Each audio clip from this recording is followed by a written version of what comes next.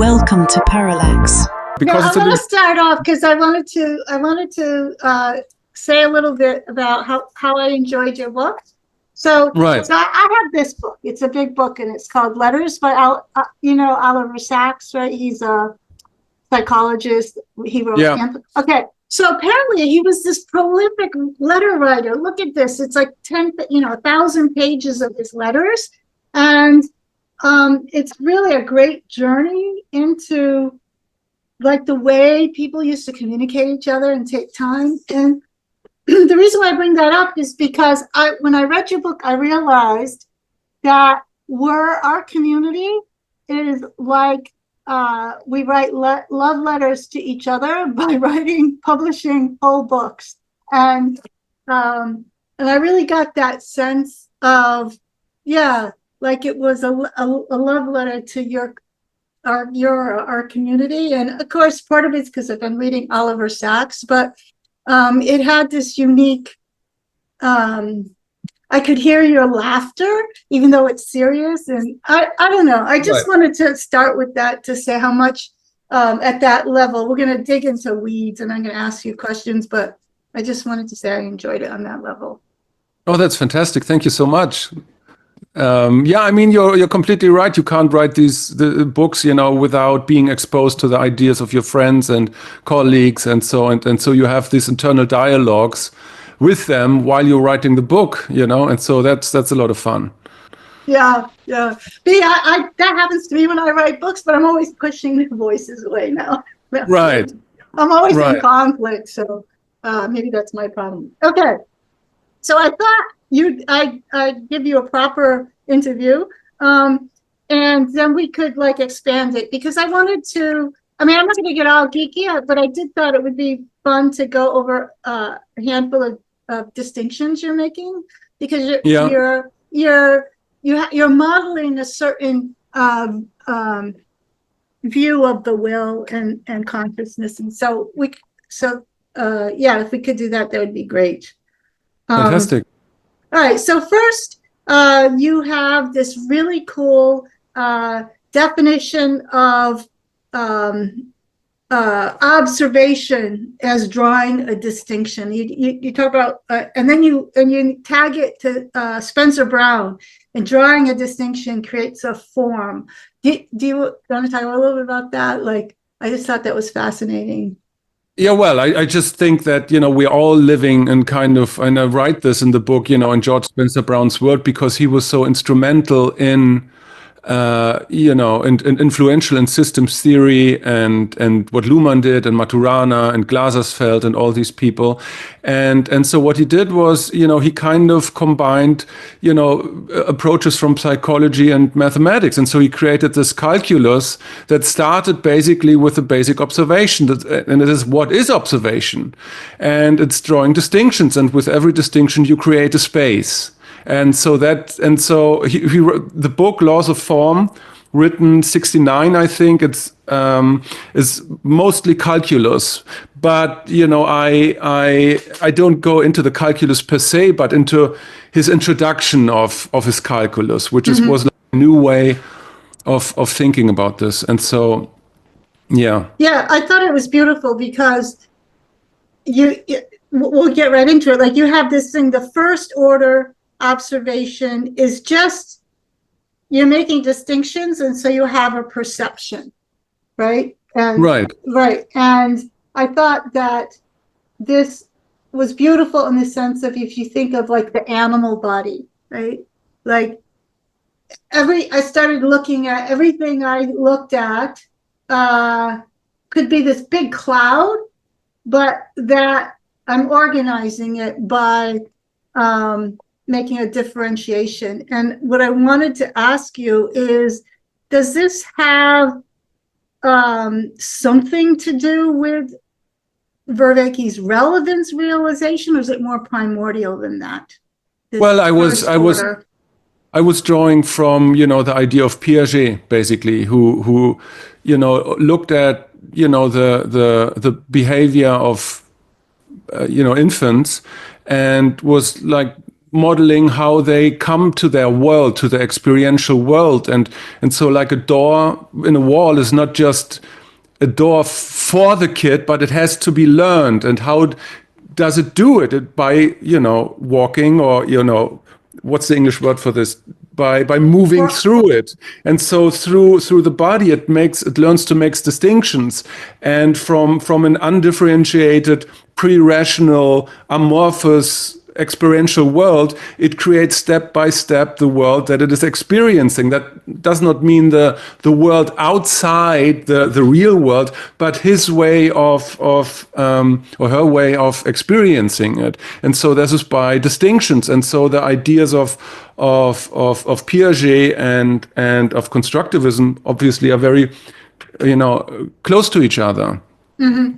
Yeah, and I thought that was great because then you're going to move to the second order, and in that language you talk about the second order is differentiating the sign from the form, and it also is a distinction. And maybe you could just tell us what that movement is from that perceptual world to the second order.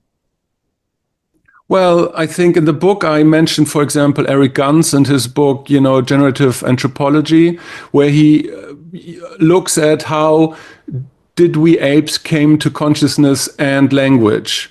And so he said, that we created, we created a sound that became sacred in a kind of way, and we created a symbol.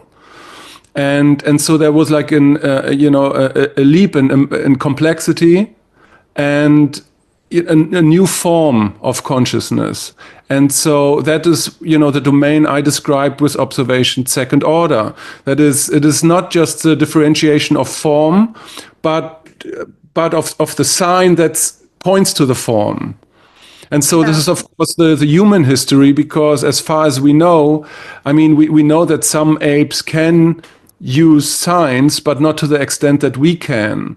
And so that is like a particularly human kind. And I don't think that is contentious in some way, because like we're all moving, in the symbolic world, and we're also moving into in the material realm. The interesting thing is when we start to observe this process of observing and making distinctions, because that opens up a third space. Yeah. But you said that the second order produces the social world, and I think like apes, like they could have signs and signals, but they're using them to point to the physical world. Whereas I love what you just said, like we literally move through a social world. And signs are coming through, just like the child is moving through a perceptual world. I love the way that you're grounding.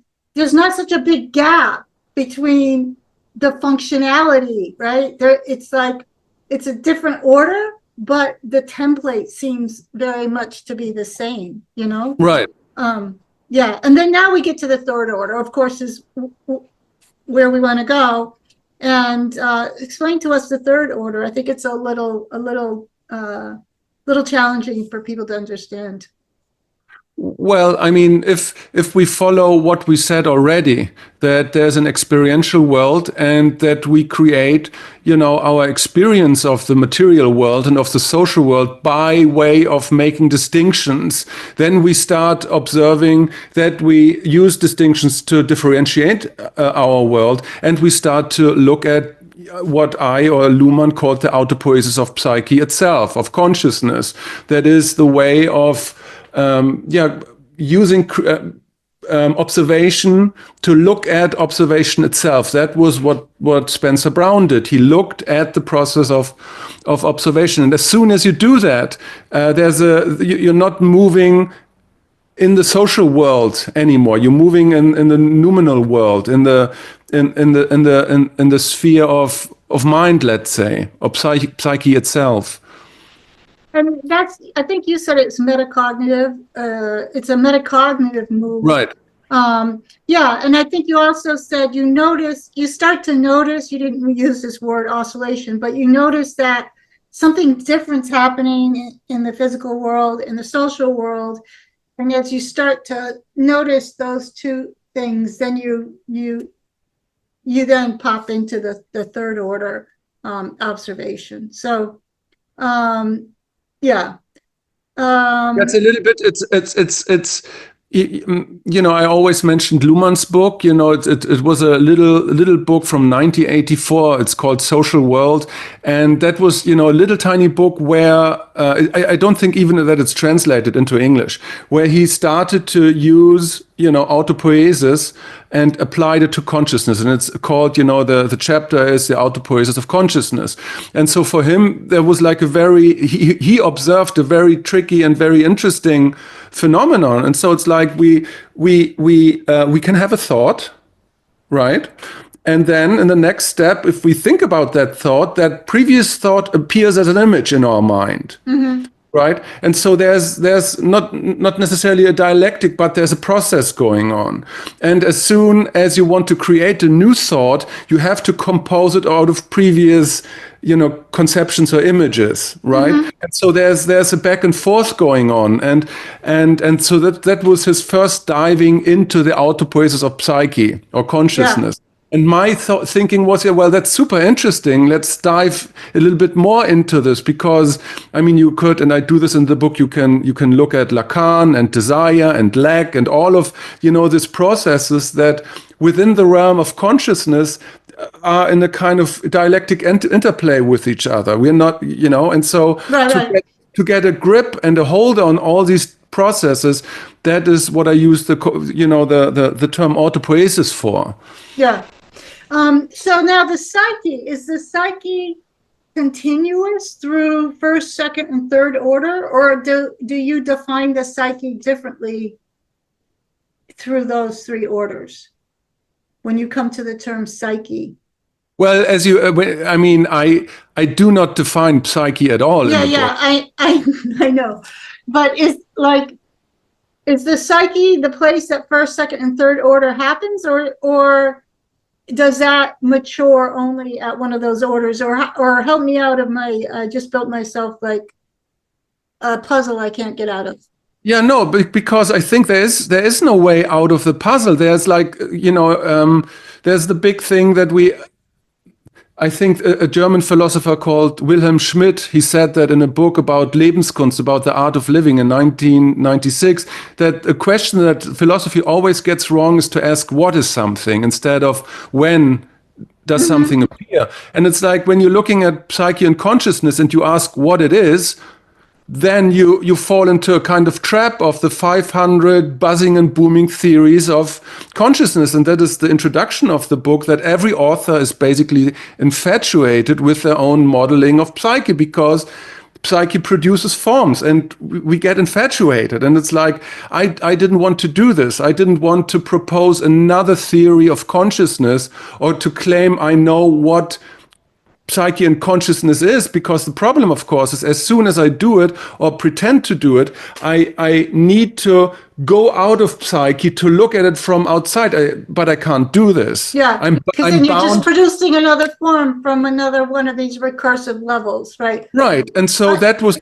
Yeah, and that was just to finish. That was the approach to just let's get rid of all of this and just look at the process of observation itself. So that is a self-evident truth, because we can observe independently of what we understand with psyche and consciousness. Right. So you step out of the content because the content's infinite. This is actually very similar to my critique of people who do too much circling and too much trying to investigate the trauma. Because at a certain point, every time you go in, the psyche, you're basically asking it to produce stuff.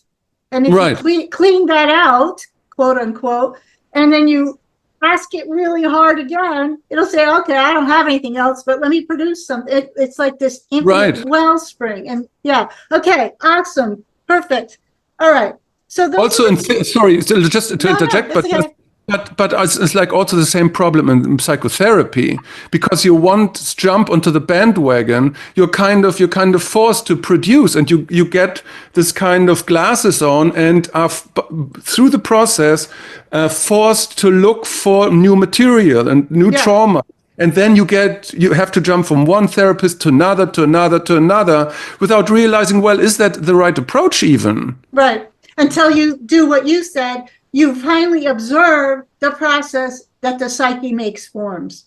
Right. It's kind of like one time I had like a horse die and then a dog die within 3 months or something, and then you're in an arousal state, and so your mind starts to say, is it the water, is it the this, is it the food, so this is a useful thing, that it produces all this helpful, it tries to be helpful, and it's the same with the psyche. If you're not happy, you're uncomfortable, and you go and you kind of irritate the psyche, it's going to try to like produce something that's useful, but it's not always useful, right?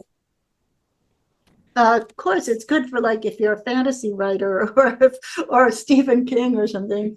No, well, I think if you have a certain goal, let's say, let's talk in that kind of language. If you have a certain goal, and then you're facing some problems with attaining that goal, I think then going to a therapist is perfectly valid, because that psychotherapist can look at certain structures and maybe help you with different approaches to achieve what you want to achieve. When we stay in that modernist frame of psychology.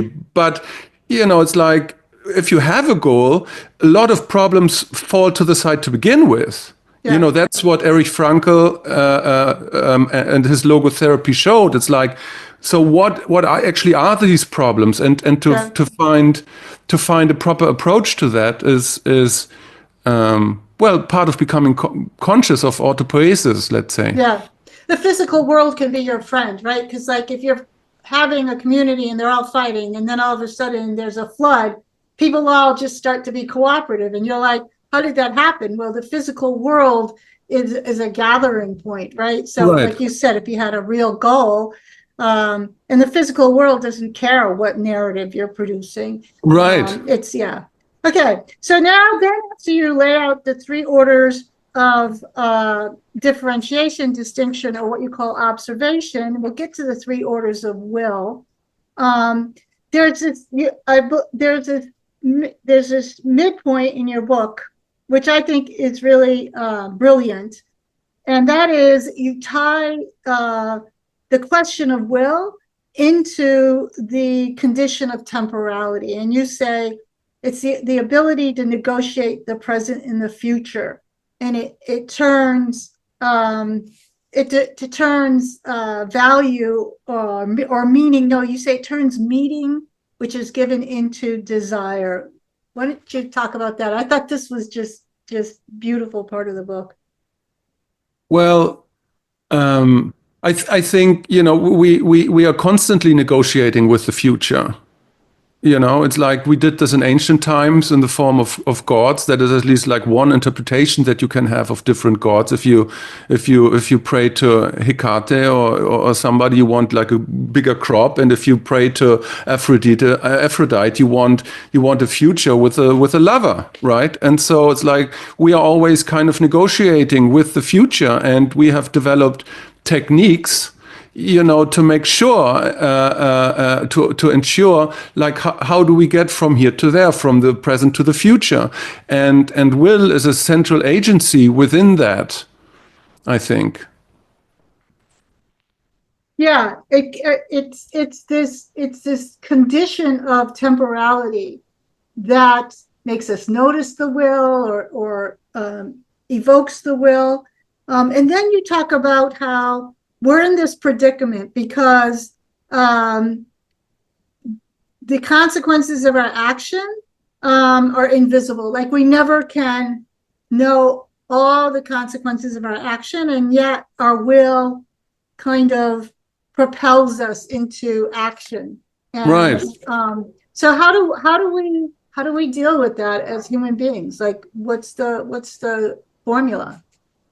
No, well, I mean, I think it's a little bit complicated because we are on one side thrown into, I mean, Lacan came up with this idea of the desiring machine, right? And so you're thrown into this kind of thing that you experience in lack, and then you have to experience desire, and you can't really get out of it. And the same is kind of true for will.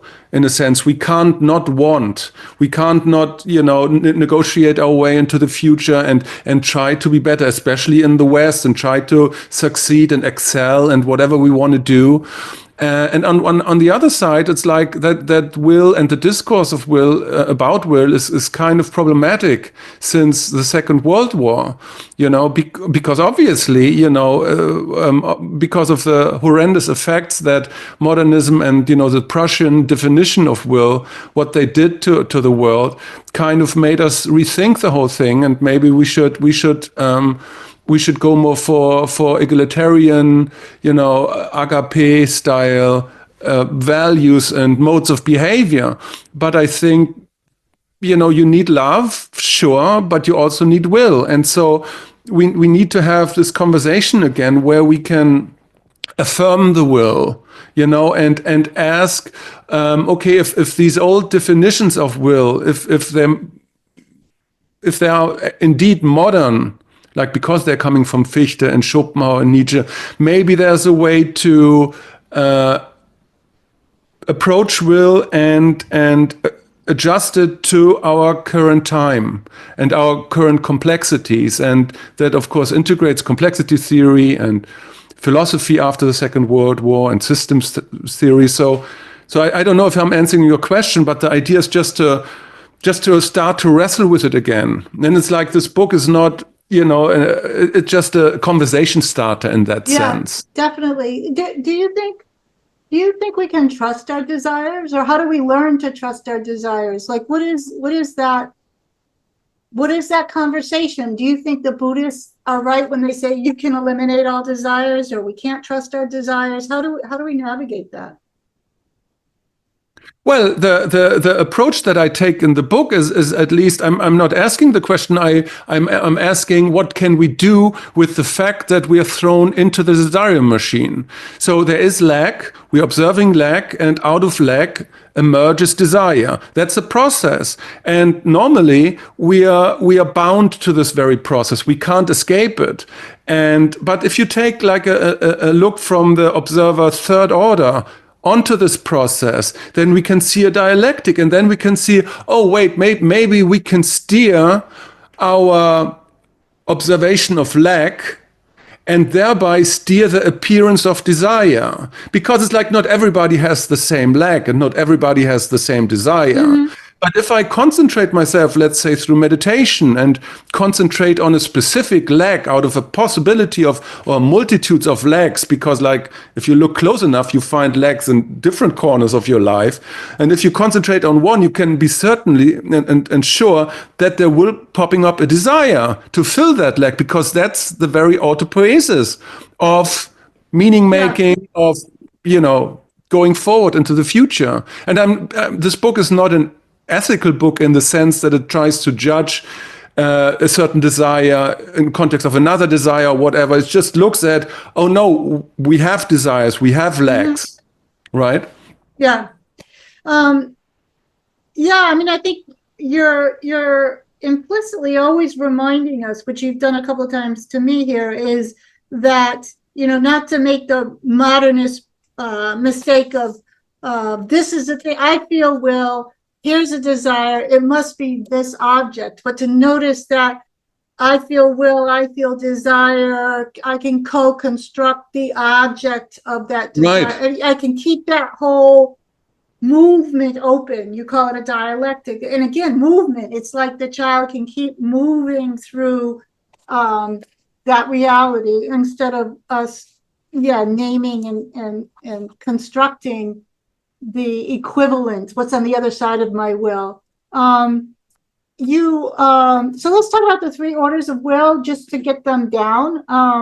So the first order of will, you talk about pre-egoic, and it's pre-rational. And when you were saying that, you just said it's kind of after World War II, it's hard to talk about will. And I think that what gets people nervous is that kind of mass consciousness is tapping into this pre-rational will, this undercurrent of will. Is that how you mean the first order will, or is it something more naive than that? Well, I mean, so the book is doubled in a kind of sense. So the second part is a reflection of the first part in a kind of sense. So what I mean with will generally, that is a form of action or desire in which observation is built in. So when we're talking about a pre-egoic will, we're talking about also about observation, first order, let's say. And then I was like thinking, okay, so how can I integrate, the Fichte, Schopenhauer, and Hegel in a kind of way, because they had different conceptions about the will, but when there is a way to integrate them all three together in a kind of fitting image. And Hegel talked about these three stages of will in the philosophy of right, but from a modernist perspective. So I was asking, how can we look at it from our perspective now? And then I was thinking, and then I was watching a movie, actually. I was watching a Full Metal Jacket. Okay. Have you seen that movie? Yes. All right. Okay. So there are two persons, and there's Joker, and there's Animal Mother. And Joker obviously is the more moral one, the ethical person. He has never killed, and he has a problem with that, And so he's not really a conscious objector, but he objects the war in itself, although he is in the army.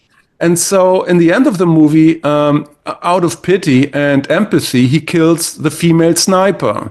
And it is his first kill. And as a viewer, that this ethical choice that he has between not killing her and killing her will transform him massively. So that is like that is like an option that he had, that is will, second order magnitude, right?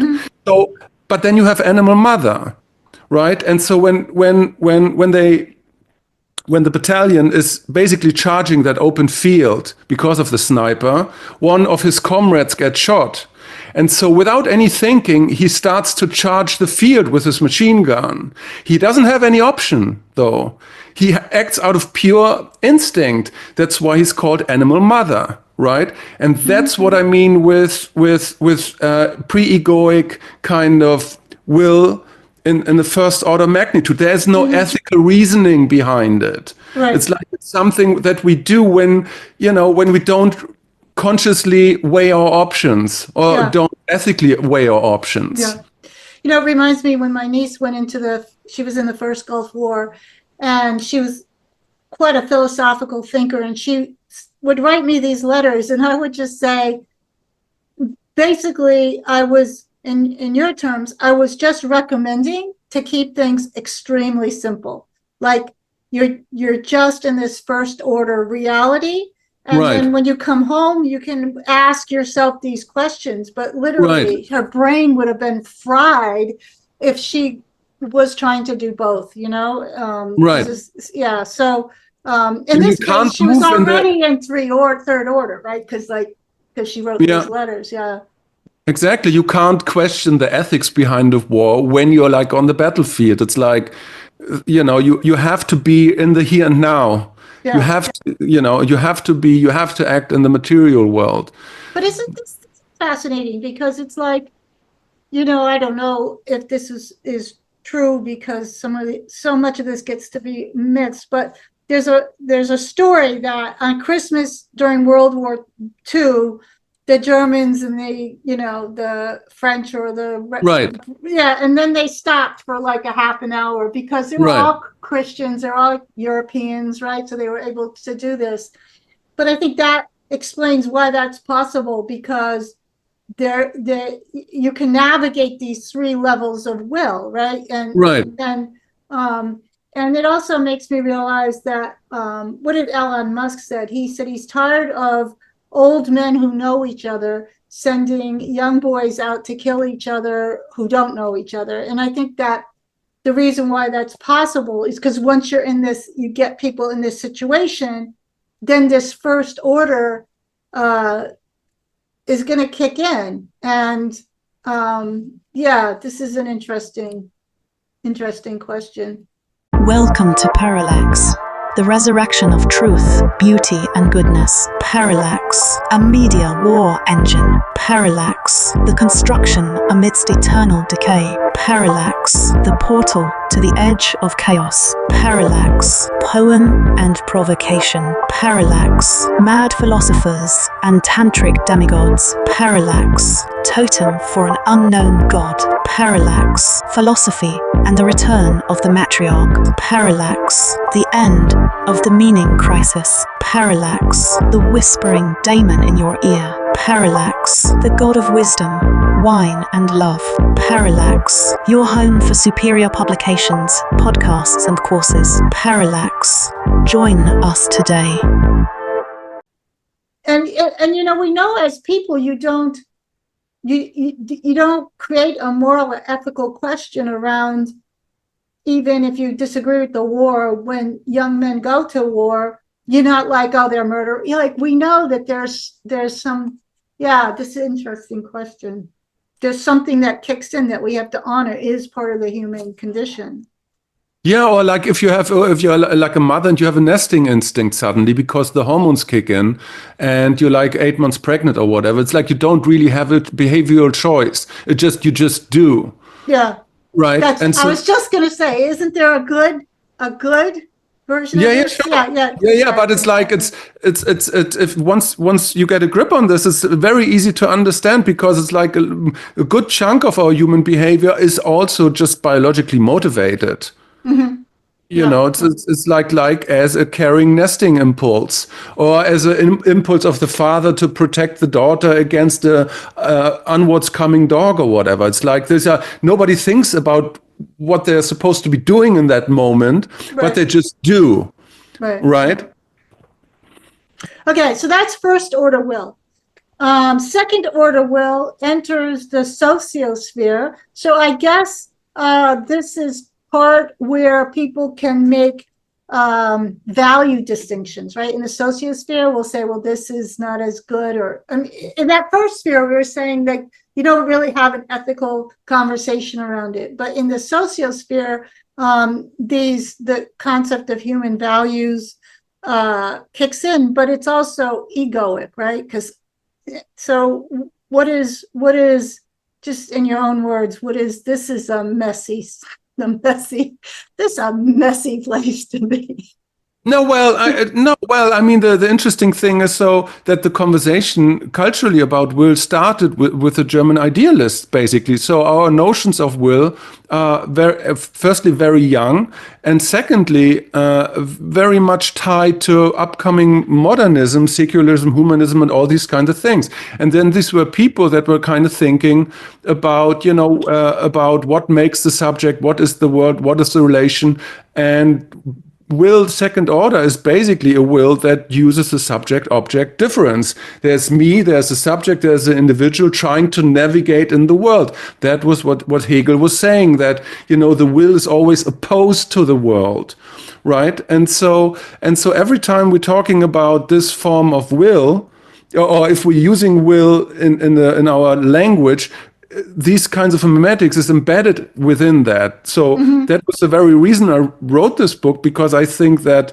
we have so complex crisis psychologically in the world right now that, this old kind of modern notion of will with its subject-object dualism kind of doesn't work anymore. And so it's like when you want to confront the meta crisis or meaning crisis, but still working with, an operative system or like a meme or a concept that comes strictly out of modernity, then you have a clash of, you don't have the right tools conceptually to address these kinds of crises, especially because systems theory and psychology has shown that this is just a distinction, between subject and object. So it's kind of useful, but it's also arbitrary, right? Yeah. And because also with these kinds of subject-object dualism, there are always arising questions of, for example, freedom of will. This question makes only sense in the context of an individual that's facing an opposing world. How much of its choice is free, how much isn't, and all of these kinds of things. And so, yes. Yeah, that's interesting, because if you think about relating to the world, like this first order consciousness and this first order will, the world is not your partner in this, really. The world is somewhat stubborn, let's say. In the second order will, you mean?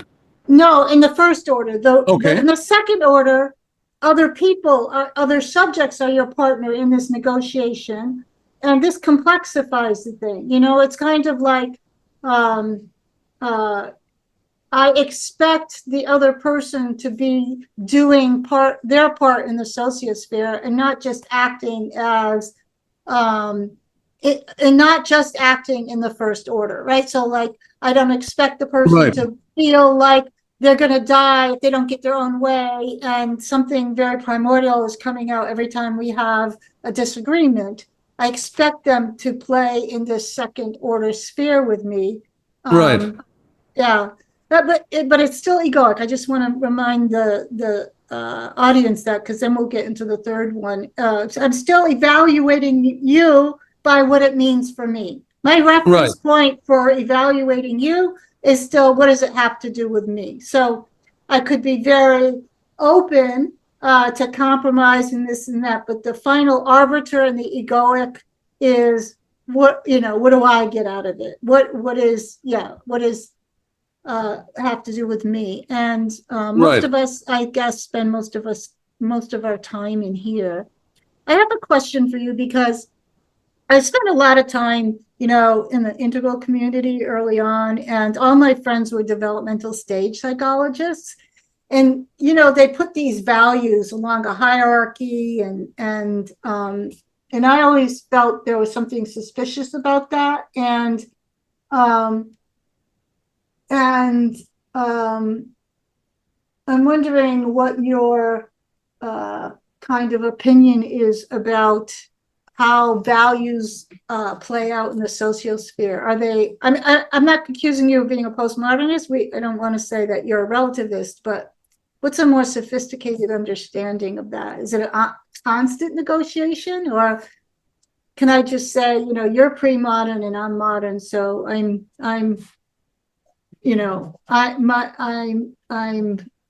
more ethical, or I'm more moral than you, or something?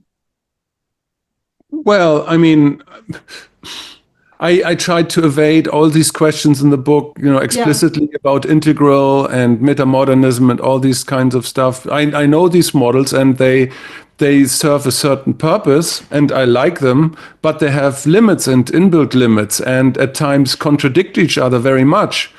Even so that, you have one thing like metamodernism, and you have another, Trump, and they, it's like, even within the sphere of metamodernism, nobody knows how to interpret a phenomenon like Trump. And so sometimes it serves its purpose and sometimes don't. And what I try to do in the book is look at, I think I mentioned Claude Lévi-Strauss, the anthropologist, and he talks about different spheres emerging out of each other. And so what he kind of said, that there was like a kind of physiosphere for archaic tribes.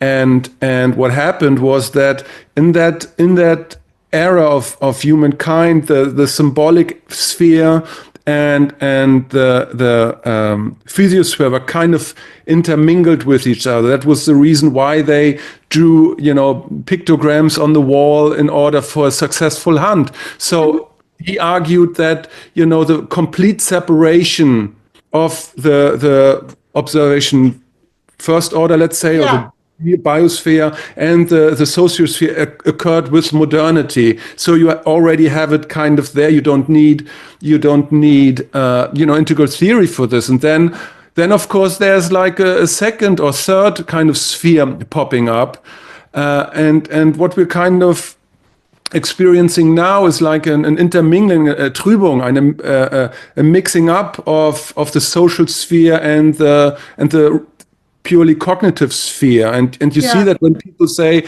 well, your words hurt me. I do understand when somebody says it, but technically that's not true. Right. You hurt yourself with your interpretations of my words. I think that, you're talking about, I forgot how you say it. The sociosphere is very interesting, and I think you're getting at something that's very hard for people to get at. Like, you're already in the third order looking at the second order. And for me, it's kind of like, first of all, it's ongoing. Like, you caution us to think, okay, there's a place to get at. You and I are in a relationship, and I remember my mother saying about her grandchildren, when does it ever end? I'm like, it doesn't ever end. Like, you had children, and your children have children, and your children's, but like, it doesn't end. There's no, there's no home plate here, Ma, Right. And I think that you're inviting us to see that as valuable and not only part of the human condition, but it has to be that way. Like, it's generative, it's creative, right? Right. And it reminds me of two things. I was interviewing Ezekiel DePaulo, and he says the hard thing for people is that we have to make ourselves up out of other people. Like, right. So, like, even if I'm arguing with you, then I'm starting to you're becoming part of me. Like, there's no, right. It's a beautiful thing. We have to make ourselves up of other people. And I think you're saying something like that. And so once you really realize that, does it really make sense to say Trump is lower action logic? No, it doesn't, because we have to make ourselves up of other people. And then it also reminds me of something that Michael Levin said recently. And he said, let's say you and I are really trying to understand each other. And we get our language together, we get really intimate, we spend all our time together. And then let's say that, there's this technology where we can actually mind meld each other. This is how he said, right. He said, even if you could mind meld, we wouldn't know who the other person was. We'd only get to know who we are because we're mind melded.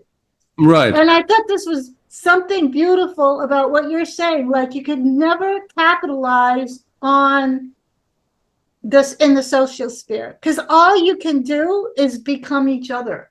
And then, so that's true. Yes. Yeah, and I guess that's the tension that splits open the egoic part of it, right? Because even if I'm trying to be egoic and I'm making myself out of you, then there's a crisis of identity, really. So that no man is an island, and so it's like, the invention of the individual that was useful for quite some time, but I think, the idea of the individual, that we create social identities, it's way more powerful and functional today. Yeah, I mean, we could talk about the sociosphere forever. I think getting people to be more aligned with this ongoingness of it is, yes, what you're inviting us in. Okay, and that brings us to the third order, which you say is interested in, it's no longer egoic. It's not anti-egoic, I would say, but it's interested in practical reason. So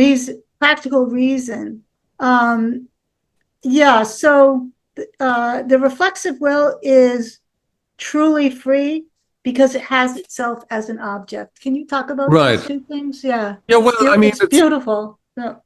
Yeah, well, it's because when we take that for granted, that the egoic, the second order will kind of runs with the operating system of the subject-object difference.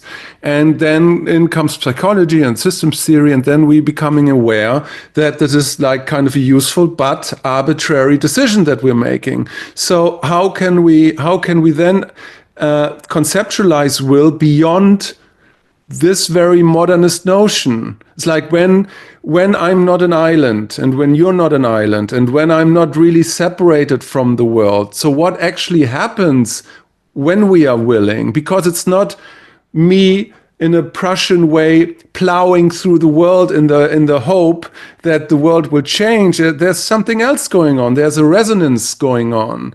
It's like a piece of music that starts and it has its note, its melody, and then it ends. And in the end, and maybe we're coming to this point, but because in the email you said the psyche is where the will goes to die, because at the end, will serves its purpose, but it's always within this resonance field where you can't say, well, this resonance field is in the world or is in me as an individual, but it's something else. It encompasses us. It's like something that is bound to happen, maybe.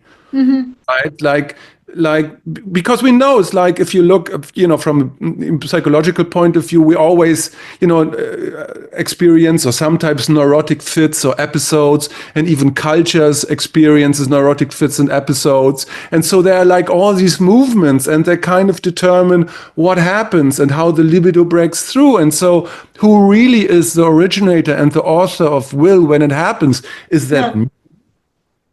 Really? Yeah. Like 100%, or is it you? While I'm having this conversation, you would know. Is it the world? Is like, how much of it is unconscious? How of is the collective unconscious of will? So where does will start actually, and where does it go? Is it just me that is doing will? It's like, yeah, it's me when I'm using the subject-object difference. Then I'm seeing myself as an author of will. But if we get rid of this.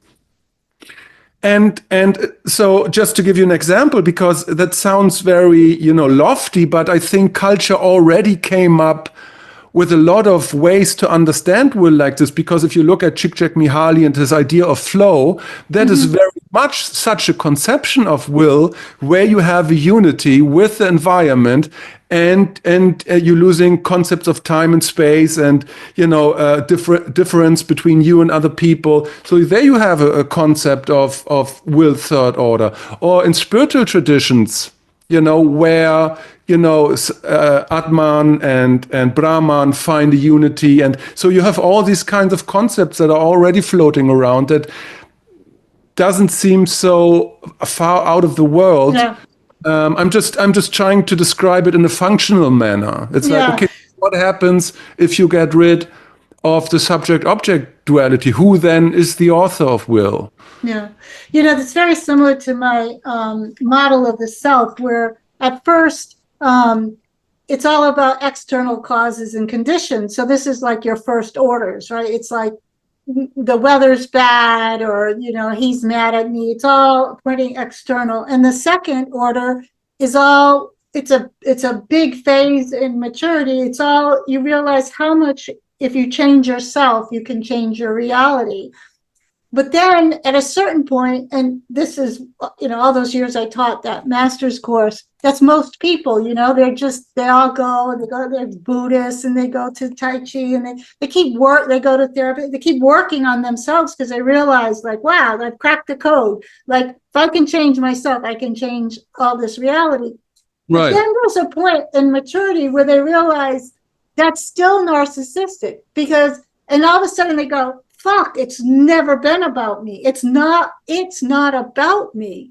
Right. And this is, I think, the third order. Like, it's just like a big mind fuck, because you've tried so hard to and you drank all this Kool-Aid about fixing yourself. Yeah, exactly. And then you realize it's still narcissistic, right? Because and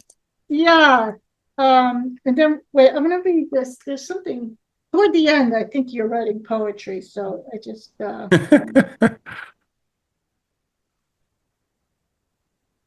it says, in the pre-egoic will, our actions are our actions insofar as they express what we want to do. In the egoic will, our actions are actions insofar as they express what we have chosen to do. So we start to we start to be proud of self-authoring. I mean, this, you could talk about this forever, because everybody likes to become a self-authorer, and you're saying, be careful, that's a trap too. Right. And in the post-egoic will, they are our actions insofar as they express what we thought was an objective reason to do because of our nature as free beings. I mean, wow, what a sentence. Wow. I did write that. Yeah, No, but I mean, it's like, yeah, go ahead. I'll read one more. I just really wanted to get these because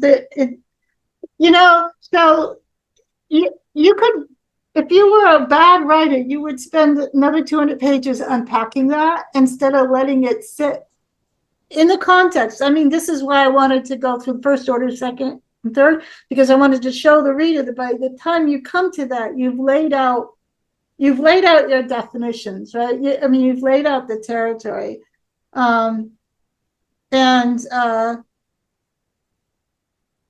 You wrote, will therefore does not happen in the world, starting from the individual, although it can appear that way within the modern paradigm. In fact, will emerges as a symbiosis of self and world itself, and within will, its edges and boundaries are indistinguishable from those of any other relationship between subject and object. And I think that, yeah,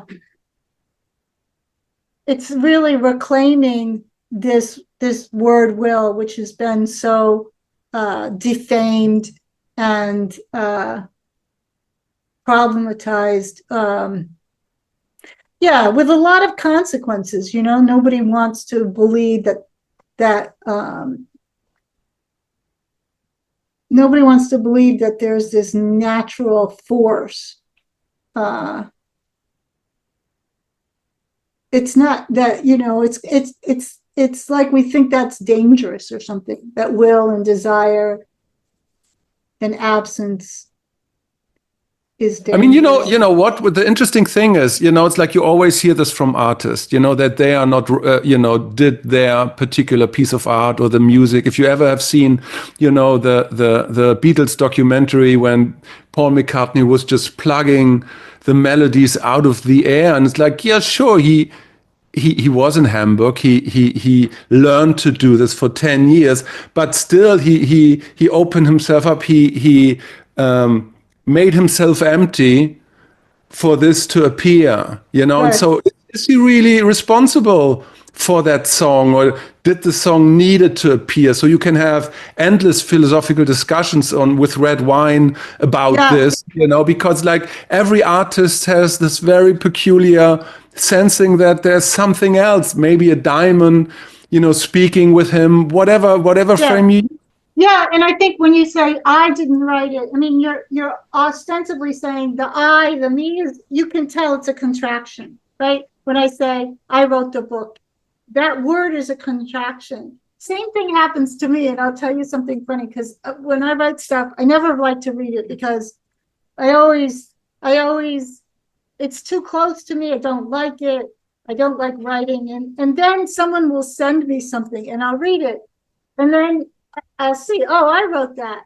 And I know I like it because I get really envious. Like, I wish I wrote that. And they're like, well, you did write that, But I think one of the things that happens when people get all metaphysical about this is that they realize that they didn't create the work of art, but they still have this leftover that there has to be a subject to the verb. So God did it, or Damien did it, or I'm challenged. Like we can let go of that. This process doesn't need a subject to go with that verb, right? So, yeah. Hold on one second. Yeah. So, but that's hard to do because you're constantly looking for that. Yeah, but also because of the elation of the thing, because if you let go. If you can let go of the contraction, and it doesn't really matter if it's like writing a book or meditation or riding a horse or whatever. It's like as soon as you get rid of that contraction and are able to experience the process and the elation of the process, then we're talking about something else. Then it's not like an egoic will anymore. Yeah, and a couple of things. It changes your relation to time, right? Because you don't have it's kind of like we said, that will introduces itself as an absence or lack, and that seems to disappear in what you're describing. And I forgot what the second thing I was going to say. Yeah, so it And it doesn't, the second thing is it's an elation. It's not a desire. I mean, then it contracts to a desire because you wish, I wish I felt like that again, blah, blah, blah, blah. Right. It quickly contracts. But yeah, that's interesting. You wanted to talk about negation. And actually didn't have a quote for that. So you wanted to talk about creation and negation. How do those two terms, what do they mean for you, and how are they similar and how are they different? You mean in context of the email I sent you, or what? Yeah. No, I was just referring to you and writing, the psyche is where the will goes to die. Oh, okay. And I was just playing that back to you because I think that's a very interesting notion. Yeah, for me, it's what we were talking about earlier. It's kind of like you have this desire and you have this lack, and that irritation can cycle in the psyche, and you're constantly looking for, why am I irritated? Why do I have lack? And so the will doesn't move into the world and express itself. Right. Yeah. So okay, so that's what you meant about negation. I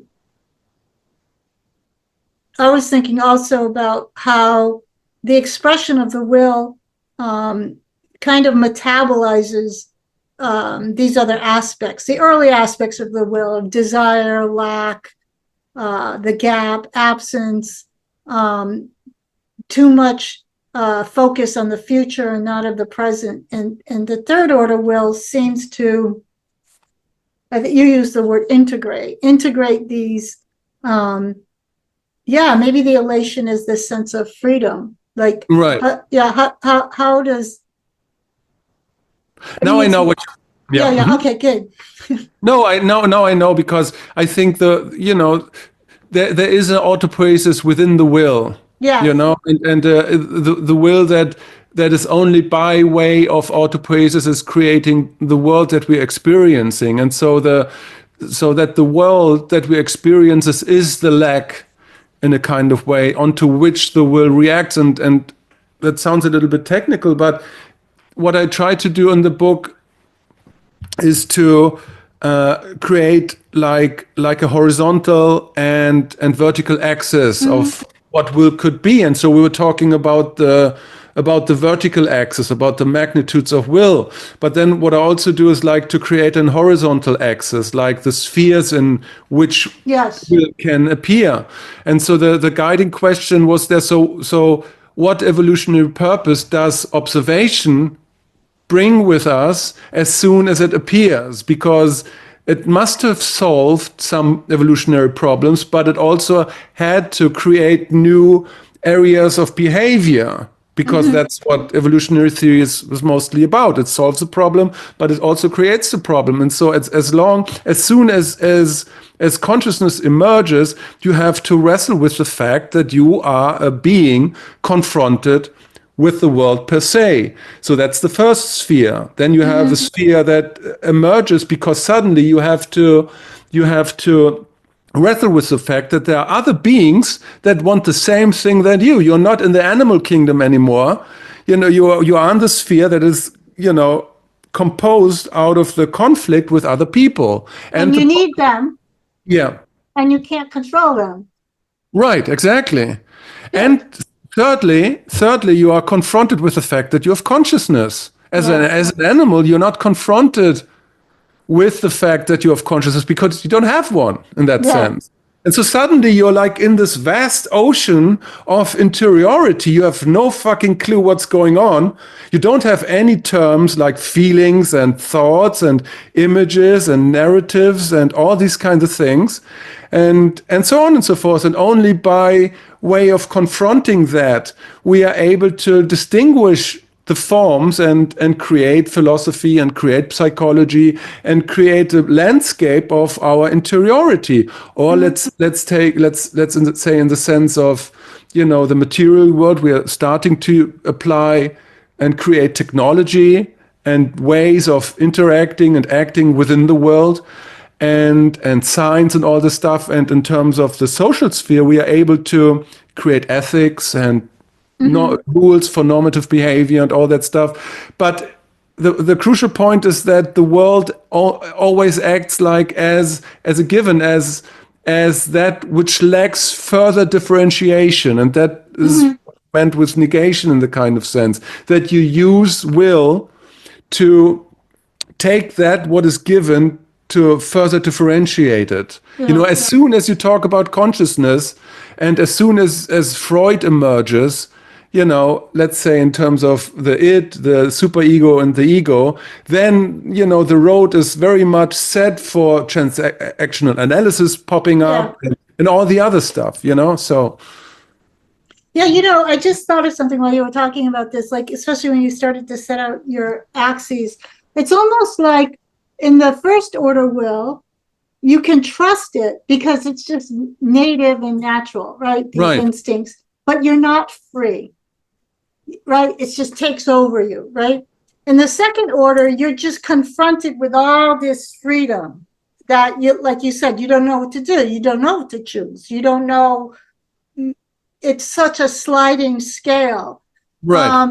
But so the first thing is you're not free, but you're acting on something you can trust because it's just evolutionary. It's just nature. The second one, you're free, but you don't know what to trust. This is interesting. And then the third one, like the dialectic, is I'm free. Again, you have this feeling that something's acting through me again. And so I can trust it, but I also feel free. Like I'm freely moving with that which is moving me versus, so like that's a pretty cool thing. Like the first one, you can trust it, but you're not free. The second one, there's all this freedom, but you don't know what to trust. You can't trust yourself, right? And the third one, there's an integration. Yeah, that's sort of cool. You can start to trust the will machine. It's like you can't not. And you're free. Yeah, exactly. Because you created a distance between you and, the machinery of creating experience and creating the word and the will as it appears to you, and that gives you freedom. And I mean, in a sense, it's psychological, but it's also very spiritual in the sense because I think you can overlay that with spiritual practices very well. I don't do this in this book, but I think you can. Yeah. I was just going to ask you what was left on the cutting floor, like what did you want to say in the book that would have gone down a rabbit hole or is in your next book? I mean, that I wanted to ask you that. Like, I mean, there's lots of stuff that didn't make the book because I didn't want to, I didn't want it to be an integral book, that goes again through stages, and I wanted to get rid of stage thinking altogether, which doesn't mean I don't like it. Just I don't think it's necessary, and I didn't want it to be a meta-modern book, and there are a lot of things, and I didn't want it like to be a spiritual book. So I looked. So the story is that I've read a book by Nassim Taleb, and he said, if you want to write a successful book, just look at the past and see what worked before. And so it's like, okay, his argument was don't look at the fads, how you write a book. So it's like, just look at the past. And so I was like, okay, that's interesting. Yeah. And then I was looking at Hegel, and I was looking at Schopenhauer. I was just going to say. Yeah. And I was like, okay, that's an interesting style because because Hegel has this very apodictic, short kind of style, working in paragraphs and very structured. And I was like, okay, so let's do it like this. Let's cut out all the spiritual stuff and just be as precise and logical as you can. And truthful. I thought you were trying to be truthful, like to yourself. Right. Yeah. Right.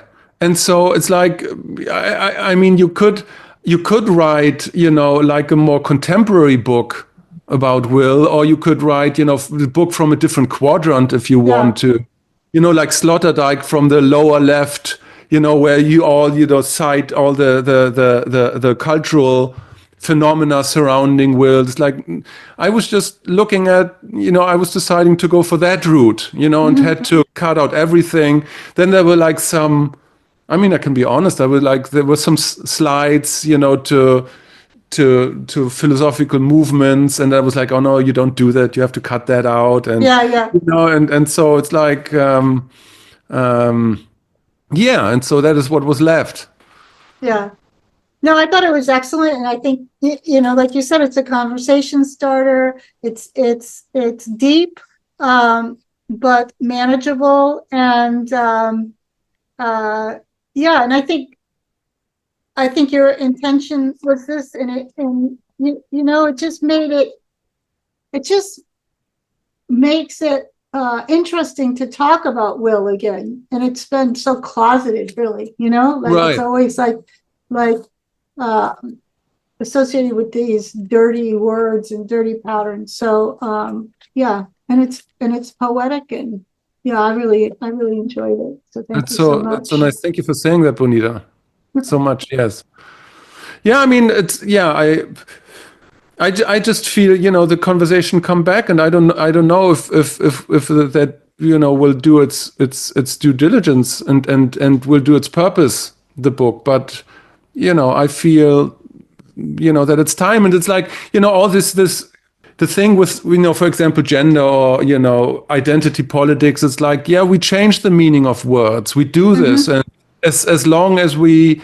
And our conception of will is that of Fichte and Schopenhauer and Hegel. It's like these are the notions embedded in our everyday use of will. So you can read that up. You find it's like that's how memetics work. If you would ask 100 people and write down a definition of what will is, it will be very closely to what Hegel, Fichte, and Schopenhauer said. Yeah. That's how it works. And so we change with every paradigm, we change the meaning of words. It's like our understanding of what love is now is completely different than 500 years ago. Right. We changed our definition of what like purposefully arbitrary, like what freedom is, right? And so I think, we need to change our understanding and our definition of what will is, Yeah. and that is what the book is about, to just start the conversation, not to present a final, I don't want to say final solution, but but because we're gonna clip that. Tom Lamarck has a final solution when it comes to the will. Yeah, so like a final definition, but just a conversation starter, because I think culturally also we have a vibe shift, where we can have these conversations again. Yeah. No, I love it. I think that a lot of, like I said, this expression I have, the psyche's where the will goes to die. It's because we're not able to express this in a positive way, and it's a shadow, right? Because we can't help but be willful or have an expression of will or be an expression of will. Yeah, I think we should, God forbid everybody gets on the bandwagon now and talks about will, but yeah, let's just let the monster out of the bag. Right. Thank you so much, Bonnitta, for taking the time and for doing all these efforts and for the encouragement and everything. Thank you. Thank you so much for meeting me here.